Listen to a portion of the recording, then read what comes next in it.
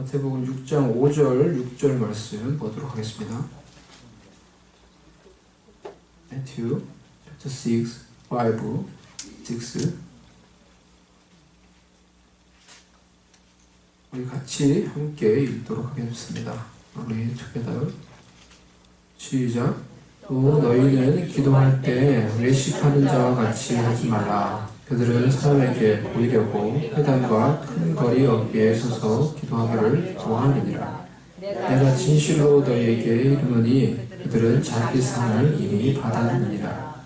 너는 기도할 때 내 골방에 들어가 문을 닫고 은밀한 중에 계신 내 아버지께 기도하라. 은밀한 중에 보시는 내 아버지께서 갚으시리라. 아멘.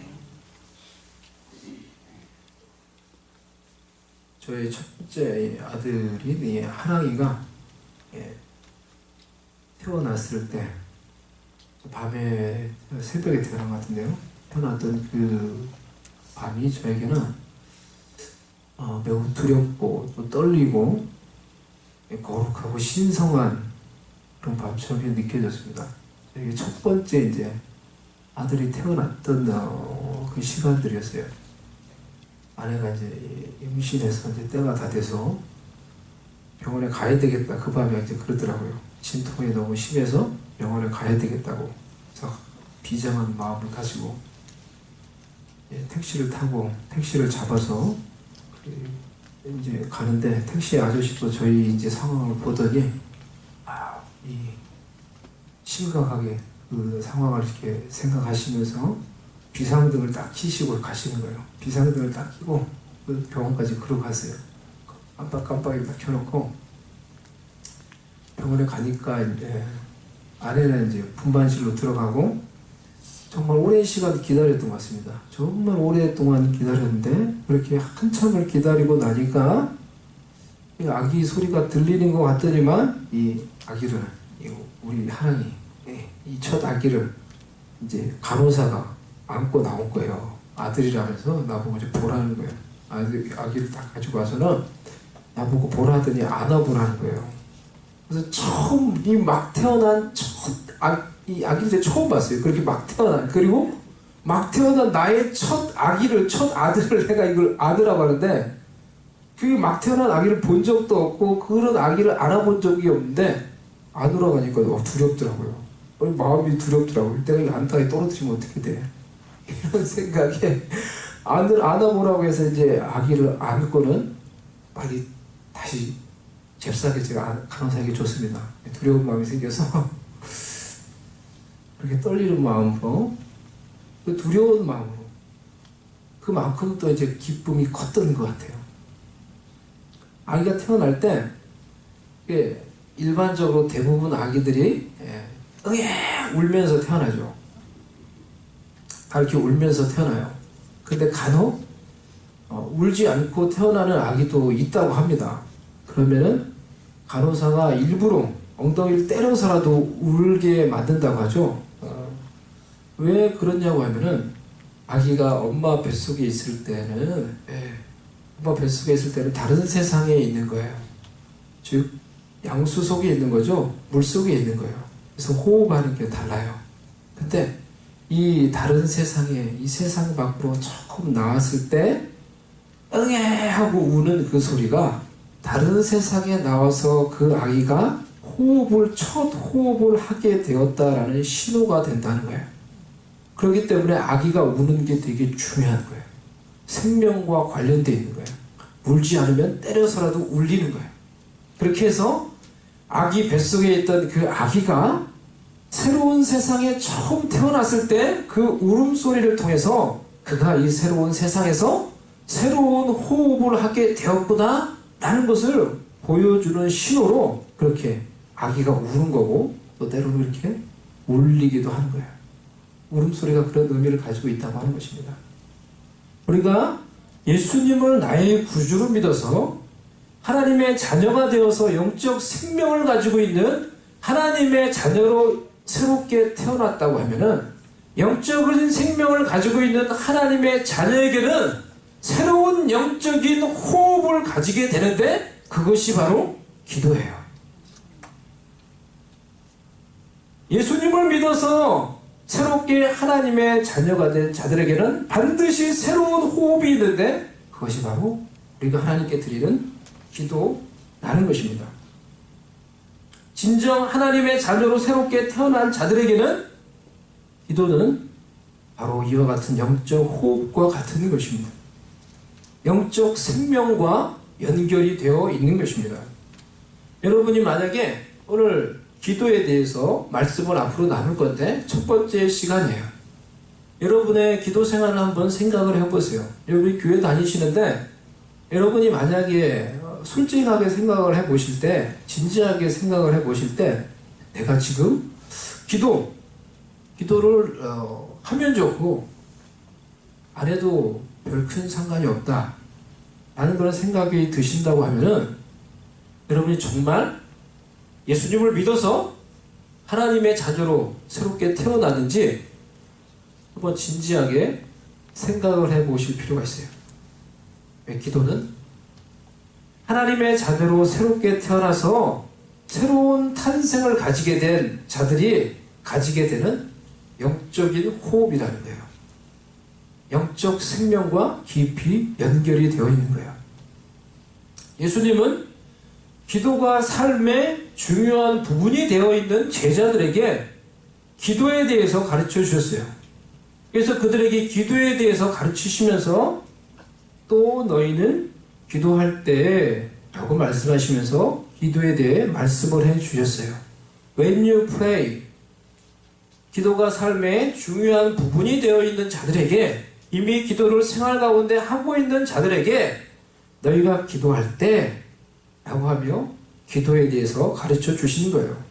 하지만 기도해도 되고 안 해도 별로 상관이 없는 자들에게 예수님이 가르쳐 주신 이 기도에 대해서 가르쳐 봤자 그것이 별로 의미가 없을 가능성이, 무용지물이 될 가능성이 높죠. 기도는 믿는 자들에게 영적 호흡과도 같은 것입니다. 영적인 생명과 깊이 연결되어 있는 호흡과 같은 중요한 것입니다. 여러분이 하나님의 자녀로서 영적인 생명을 가지고 계시다면은 여러분은 반드시 이 호흡과 같은 기도를 하실 것입니다. 그것이 아기가 새로운 세상에 태어나면서 하면서 하는 그런 기도이든지, 하나님께 투정을 부리는 그런 기도이든지, 하나님께 나의 어떤 연약한 것을 이렇게 그냥 막 아뢰는 거칠고 투박한 기도이든지, 여러분이 영적인 생명을 가지고 있다는 그 증거가 되는 기도라는 호흡을 어떠한 모양으로든 반드시 하게 될 것입니다. 예수님은 영적인 생명을 가지고 있는 하나님의 자녀인 우리들에게 기도를 가르쳐 주시기를 원하십니다. 기도를 하되 잘 하라는 거예요. 기도를 하되 너희들은 영적인 생명을 가지고 있으니까 뭐예요? 기도하게 되어 있어요. 세상에 태어났는 아기가 호흡을 안 할 수 있어요?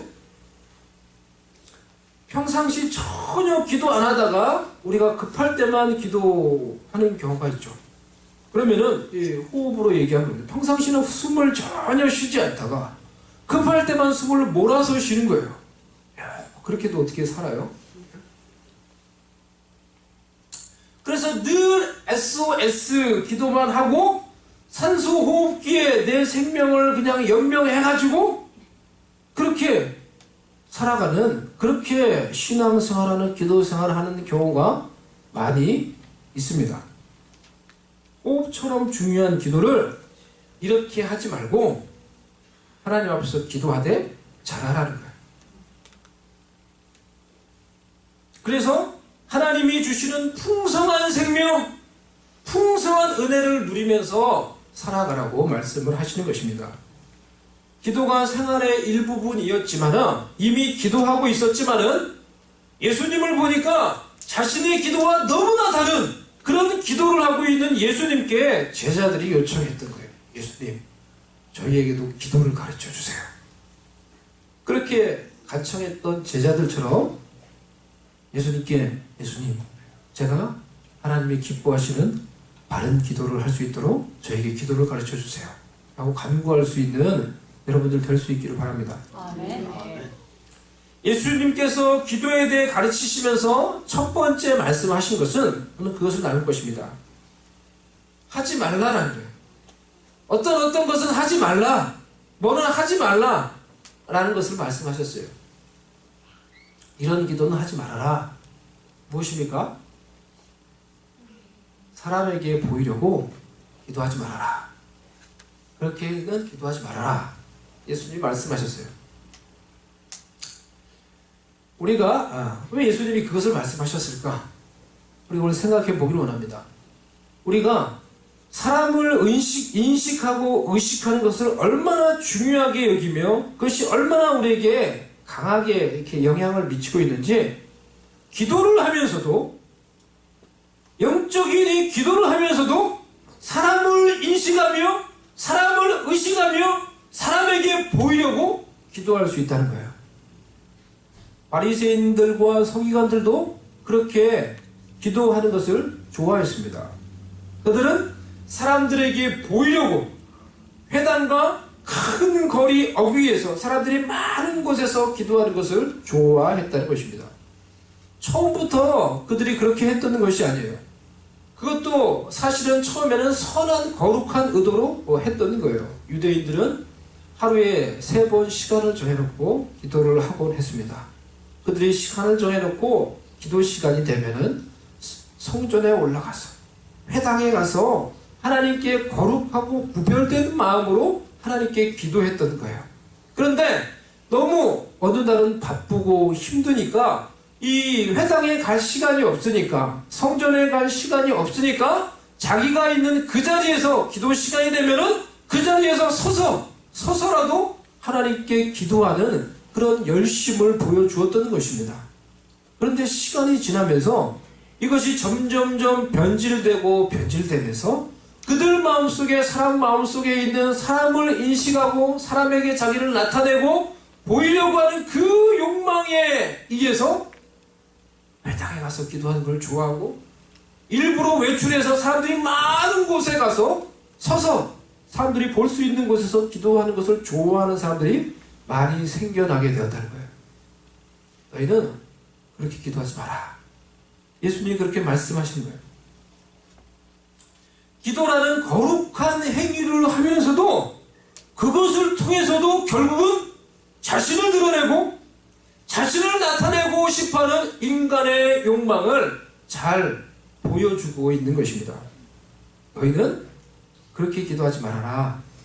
예수님이 말씀하시는 거예요. 예수님 당시 영적인 지도자였던 자들이 자신을 나타내기 위해서 기도했듯이 우리도 그렇게 할 수 있습니다. 그렇게 하는 경우가 많이 있습니다. 대표기도, 통성기도, 우리 가족 다 선하고 바른 의도로 기도를 해요. 하나님 앞에서 우리가 다 선한 의도로 그렇게 기도해요. 그런데 그것이 변질되면은 하나님보다 사람을 더 인식하면서 기도할 수 있다는 거예요. 기도를 하면서도, 신앙생활을 하면서 우리 자신을 나타내고 우리 자신을 드러내고 우리 자신의 욕망을 추구하며 내 자신을 높이려는 욕망을 추구할 수 있다는 거예요. 예수님의 첫 번째 가르침은 너희는 그렇게 기도하지 말아라 라는 것입니다. 자신의 욕망을 위해서, 자신을 나타내기 위해서, 자기 자신을 높이기 위해서 기도하지 말라는 거예요. 그렇게 중요하고 경건한 기도 생활을 하면서도 자신을 나타내고 자신을 높이고 자신의 욕망을 위해서 기도할 수 있듯이, 우리가 신앙생활을 하면서도 자신을 높이고 자신을 드러내고 순전히 자신만을 위해서 신앙생활을 할 수 있다는 거예요. 예수님의 오늘 말씀의 의도는 너희는 그렇게 신앙생활하지 말라 라는 거예요. 자기 자신만을 위해서 신앙생활하지 말라는 거예요. 기도를 하되 자기 자신만을 위해서 기도하지 말라는 거예요. 우리 자신을 위해서 기도할 때가 많이 있죠. 우리가 예수님을 믿고 교회에 나올 때 다 자기 자신을 위해서 교회에 나오고 예수님을 믿게 됩니다. 내 자신을 위해서, 나의 어떤 도움을 받기 위해서. 우리가 그렇게 시작했다고 하더라도 우리의 신앙이 점점 성숙하고 온전히 세워지기를 원해요. 그리고 예수님께서 우리에게 주시고자 하는 그런 말씀은, 너희는 너희 자신만을 위해서, 너를 높이고 너를 나타내기 위해서 기도하지 말아라. 너 자신만을 위해서 신앙생활 하지 말아라. 이렇게 말씀하세요. 자신만을 위해서 기도생활하며 자신만을 위해서 신앙생활 하는 것이 왜 위험한 것입니까? 자신을 위해서 신앙생활 하는 자는 자신에게 더 이상 유익하지 않다고 생각할 때 신앙을 떠나게 됩니다. 자신을 위해서, 자신의 유익을 위해서, 자신의 명예를 위해서 주님을 따르려고 하는 자는 더 이상 그것이 자신에게 유익이 되지 않는다고 생각이 들 때 자신의 유익이 기준이 되어서, 자신이 기준이 되어서 주님을 떠나게 될 것입니다. 주님을 떠날지 안 떠날지 자신의 유익을 따라 자신의 결정을 내립니다. 자신이 주인이 되어 있는 신앙이에요. 자신이 주인이 되어 있는 기도생활이에요. 너희는 그렇게 신앙생활 하지 말아라. 너희는 그렇게 기도하지 말아라. 예수님이 말씀하시는 거예요. 예수님을 정말로 나의 구원자로 믿으면, 그분이 정말 우리가 예수 그리스도를 나의 구원자로 믿어서 내가 영원한 생명을 얻었다고 하면, 그래서 하나님을 나의 아버지로 믿고 모시게 되었다고 하면, 이제 너희는 더 이상 그렇게 기도하지 마라. 너희 자신만을 위해서 신앙생활 하지 말아라. 예수님이 주인이 되는 기도생활, 하나님이 주인이 되는 신앙생활 하라고 말씀을 하시는 것입니다. 자신이 주인이 되어서 예수님을 따르려고 했던 사람, 돈 많은 부자 청년이 그 대표적인 사람이라고 할 수 있어요. 돈 많은 부자 청년이 예수님을 찾아왔어요. 선한 선생님, 제가 무엇을 해야 영생을 얻겠습니까? 계명을 잘 지켜라. 제가 이런 것들은 원래 잘 지키고 있었습니다. 예수님이 그를 보며 나에게 부족한 것 한 가지가 있으니, 예수님이 그를 사랑해서, 그를 사랑하는 마음으로 그렇게 말씀하셨다고 했어요. 나에게 그를 보며, 그 청년을 보며 너에게 부족한 것이 한 가지 있으니 너에게 있는 그 재물을 다 팔아서 가난한 자에게 주고 그리고 와서 너 나를 따라라 라고 말씀을 하셨어요. 그 사람은 자신이 주인이었기 때문에, 예수님보다 자기 자신이 더 중요했기 때문에, 예수님보다 그에게는 재물이 더 중요한 것이기 때문에 그 예수님의 말씀에 순종할 수 없었어요. 결국 그 말씀으로 예수님을 떠나가요. 그것이 자신이 주인이 되어서 예수님을 따라가려고 하는 자들이 실패하는 모습이에요. 더 이상 자신에게 유익이 되지 않을 때, 더 이상 말씀이 자신에게 유익이 되지 않는다고 느껴질 때 스스로 결정해서 예수님을 따르는 데 실패하는 거예요. 그 부자 청년이 그렇게 예수님을 떠나간 뒤에 예수님이 그 부자를 가르쳐서, 얘들아, 부자가 천국에 가는 것이 얼마나 어려운지, 자신이 주인이 되어서 신앙생활 하려는 자가 천국에 가는 것이 얼마나 어려운지, 자신이 주인이 되어서 신앙생활 하려는 자가 천국에 가는 것이 얼마나 어려운지, 낙타가 바늘구멍 들어가는 것보다 더 어렵다. 그렇게 말씀하셨어요. 천국은 그런 자들을 위해 예비된 곳이 아니라는 거예요. 그래서 예수님이 말씀하시는 거예요. 너희는 그렇게 기도하지 마라. 너희는 그렇게 신앙생활 하지 마라. 말씀하시는 거예요. 진정 예수님을 믿어서 우리가 영원한 생명을 얻어서 하나님의 자녀가 되는 그런 자가 되었다고 하면, 여러분 기도하게 될 것입니다. 그런데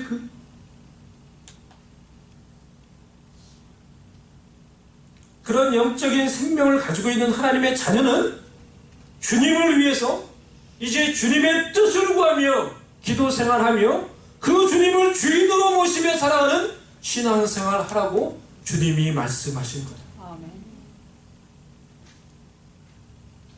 자신의 새 주인이 되신 주님을 위해서 신앙생활하는 자들에게는 고난이 내가 신앙을 떠날 것인지 말 것인지를 결정하는 기준이 아니라 주님을 위해서 당하는 영광스러운 훈장이 되고 면류관이 되는 것입니다.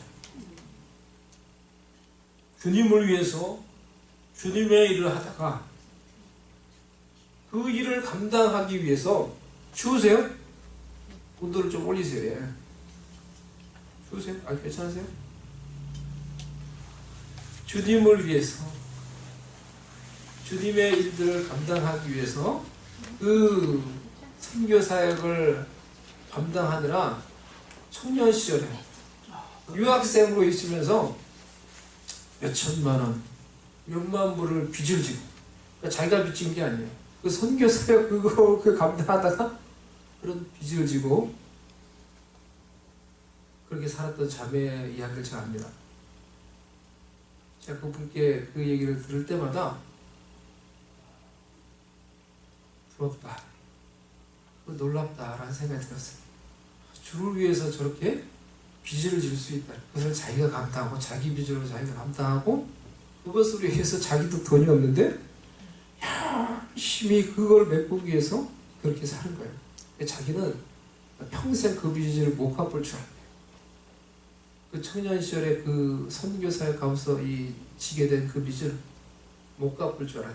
그래서 열심히 그 빚을 감당하고 또 일하고 자신을 위해서, 자신의 유익을 위해서, 성공과 유익을 위해서 예수를 어떻게 이용할 것인지 혈안이 되어 있는 이 세속적인 신앙을 가지고 있는 자들에게는 그런 것들이 이해가 안 되는 거예요. 예수를 믿었으면 복받아야지 왜 빚을 지고. 하지만 주님을 위해서 신앙생활하는 자는 주님을 위해 주님의 일을 하다가 당하는 고난과 시련이 얼마나 영광스러운 훈장이며 면류관이 되는지 알기에 그것을 능히 기쁨으로 감당하며 견디며 하나님이 기뻐하시는 그 길을 걸어가는 것입니다. 주님을 위해서 그 후에 자신의 진정한 주인 주 예수님으로부터 받을 진정한 위로와 상급과 면류관이 있다는 것을 알기에 그 고난과 시련을 능히 감당하며 인내하며 하나님이 기뻐하시는 길을 걸어가며 하나님의 뜻을 이루어가는 것입니다. 너희도 이렇게 신앙생활 하라는 거예요. 기도해도 이제 이렇게 기도하라는 거예요. 주님이 기도에 대해서 가르쳐 주신 첫 번째 교훈을 정리하겠습니다. 여러분은 어떤 기도 생활 하십니까? 어떻게 여러분 신앙생활 하십니까? 사람에게 보이려고 기도 생활 하시고 사람에게 나를 나타내려고 신앙생활 하십니까? 결국 여러분 자신만을 위해서 신앙생활 하십니까? 큰 문제가 있을 것입니다. 고난과 시련이 왔을 때 주님을 온전히 따르는 데 실패할 것입니다.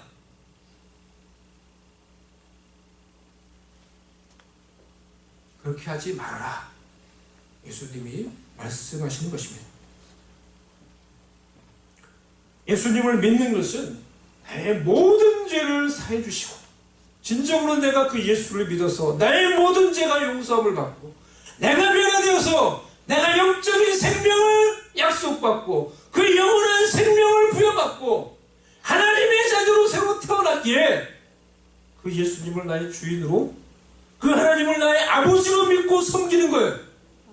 그러니 너희는 기도할 때 이제는 주님을 위해 주님의 뜻을 구하며 기도하며 신앙생활 할 때 그 주님을 위해서 신앙생활 해라 라고 말씀하시는 것입니다.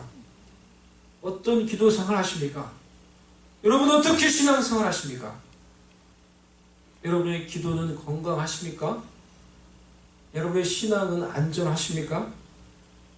한 주간 동안 오늘 제가 여러분과 나눈 말씀을 저의 말로 여러분 듣지 마시고 하나님이 여러분에게 공동체에게 주시는 말씀으로 생각하며 여러분의 기도와 여러분의 신앙을 진지하게 점검해 보시기 바랍니다.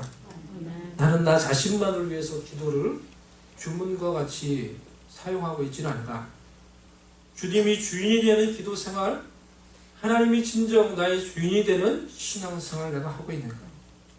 나는 나의 유익만을 위해서, 나 자신만을 위해서 신앙생활을 하는가? 주님이 진정 주인이 되어 주님을 위한 신앙생활을 하고 있는가? 우리에게 호흡과 같은 기도를 하되 우리의 기도의 상태와 우리의 기도의 질과 기도의 진정성을 점검해 보시고 주님 저에게도 주님이 기뻐하시는 기도, 주님이 원하시는 기도를 가르쳐 주세요. 이렇게 진지하게 간구할 수 있는 저와 여러분 될 수 있기를 바랍니다. 그래서 우리의 기도의 주인이 예수님이 되셔서 기도를 통하여 주님이 주시는 풍성한 은혜를 누릴 수 있는 저와 여러분이 될 수 있기를 주님의 이름으로 부탁합니다. 아멘. 아멘. 시간을 같이 한번 잠시 기도하겠습니다. 오늘 나눴던 말씀을 생각하며 자신을 위해서 잠시 또 기도하도록 하겠습니다. Let's pray.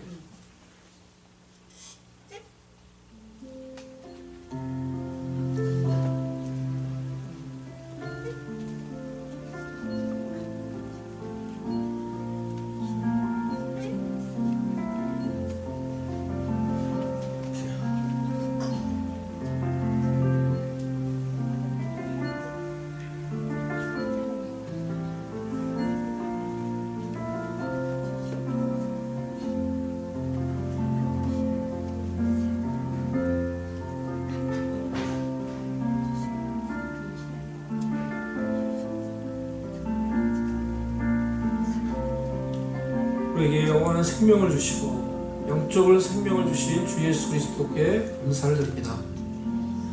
우리를 당신의 자녀로 삼아주신 하나님 아버지께 감사를 드립니다. 이제는 기도할 때 주님이 우리의 기도의 주인이 되어주셔서 주님의 뜻을 구하며 신앙생활 할 때 주님이 우리의 진정한 주인이 되어주셔서 주님을 위해 주님의 뜻을 위해 순종하며 신앙생활하게 도와주시옵소서. 예수님의 이름으로 기도드리옵나이다. 아멘. 아멘.